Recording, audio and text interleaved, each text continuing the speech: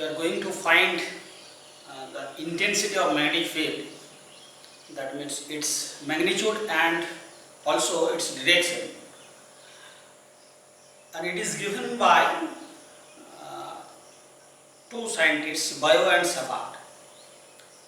It is called the Biot Savart. We have already discussed that a current carrying conductor produces magnetic field, and that magnetic field is intense close to the conducting wire, and its intensity decreases as the distance from the conductor increases. Also, we have discussed the direction of the magnetic field, which is given by the right-handed screw rule, or it's called the Maxwell's cord screw rule. Now we are going to find the magnitude of the field. First we discuss a law which is called the Biot Savart law, which gives the magnetic field, that means magnitude of the magnetic field, and in vector form of the Biot Savart law it also gives the direction of the magnetic field. Now you know that all magnetic fields are due to, or magnetic fields produces by a current or a moving charge, or due to intrinsic magnetic moment of the particle. Biot Savart law is used to determine the strength of the magnetic field at any point due to current carrying conductor. Now let us consider a finite conductor. We are going to discuss Biot Savart law.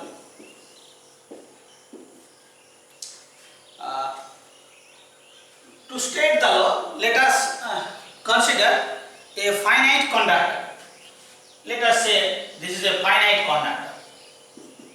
XY is a finite conductor, and it carries, or I current is flowing through this conductor.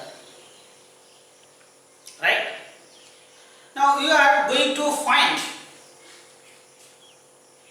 magnetic field due to a small element Mn of this current carrying conductor of length dl at a distance r from the current element. We are going to find the magnetic field. We consider a current carrying conductor of finite length xy, right, carrying current I, magnetic field dV, magnetic field at the point dV, magnetic field dB due to a very small element Mn of length dl, clear, of length dl at a point P which is at a distance r from this current element.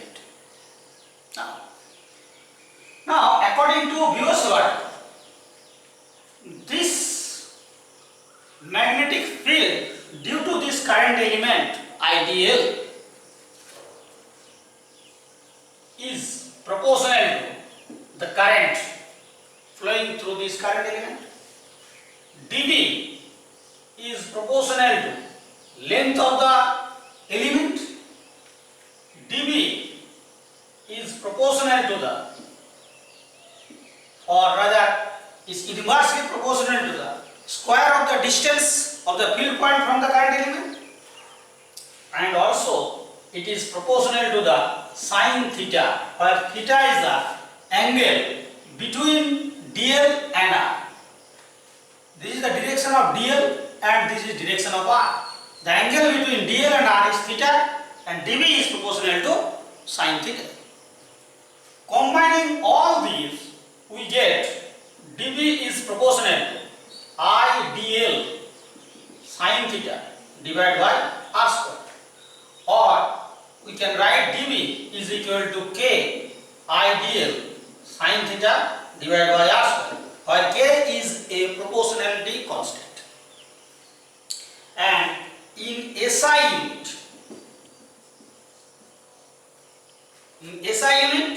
and also for vacuum, this k is equal to mu naught by 4 pi, where mu naught is equal to 4 pi into 10 to the power minus 7 Weber ampere to the power minus 1 meter to the power minus 1 is called Ability of free space. Using the Maxwell-Coste rule, we can find the direction of magnetic field at this point.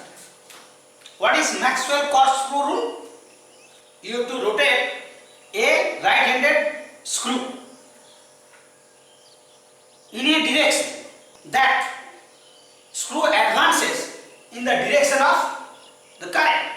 Right here, you have to, current is in the direction, you have to screw rotate in this direction. That means the direction of dV at point P is perpendicularly into the pole. And from here we can also get the direction of dV expressing this law in vector form. In vector form we can write dV equals to mu naught by 4 pi ideal cross r divided by r. Now see here, this is ideal direction and this is r direction. Now ideal cross r, we know the direction of cross product, which can be determined by the right-handed screw rule. Rotate a right-handed screw from dl direction to r direction, that means in this direction. And if we rotate a right-handed screw in this direction, then the screw will advances into the hole, and that will be the direction of ideal cross r. That means that will be the direction of dV. That means the direction of dV at point P will be perpendicularly into the bore. Now this is the magnetic field due to this current element at a point P.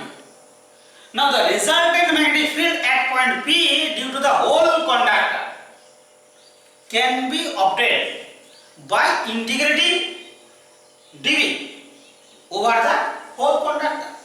That means the resultant magnetic field B due to this XY conductor at a point P is equal to integration dV, and integration should be carried over the whole conductor, that is from X to Y. Or we can write mu naught by 4 pi integration ideal cross r divided by r cube. Integration should be taken over from X to Y, from the whole conductor. This is the total magnetic field. Using this formula or this law, you can find the magnetic field due to any current carrying conductor. We are going to calculate the field due to a straight current and also due to a circular current. Later we will discuss that. Now this Biot Savart law for magnetic field has certain similarities as well as some differences with the Coulomb's law for the electrostatic field. One is, both are long range force.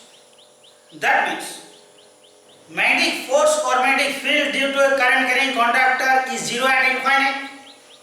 See here, if R is infinite, then this will be zero theoretically, but practically it will be zero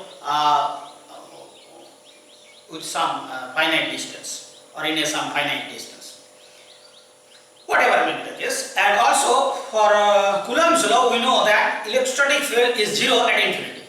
That means both are long range force. Both obeys inverse coil law. That means both are proportional to 1 by r square. See here, r cancels out. That's why dV is proportional to 1 by r square.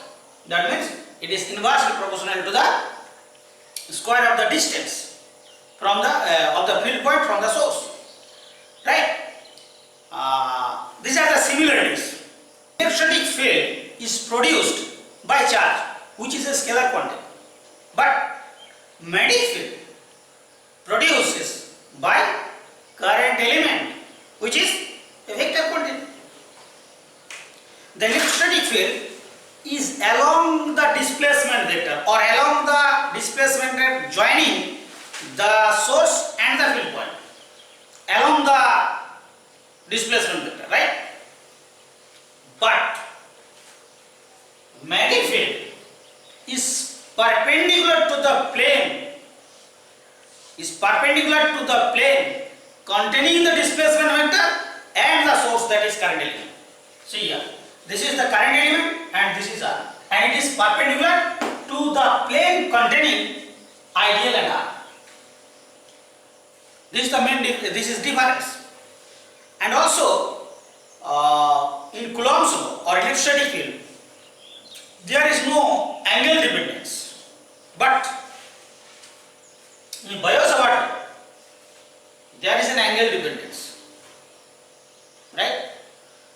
And again, one thing you can say that in Coulomb's law takes into account the permittivity of the surrounding medium, or whereas the Biot Savart law takes into account the permeability of the space or surrounding medium. There is a very interesting relation between mu naught, epsilon naught and C. Mu naught, that is permittivity of free space, epsilon naught which is the permittivity of free space, and mu naught is the permeability of free space, and C is the speed of light in vacuum. We know 1 by 4 pi epsilon naught is equal to 9 into 10 to the power 9, is it? And mu naught, already it is written here,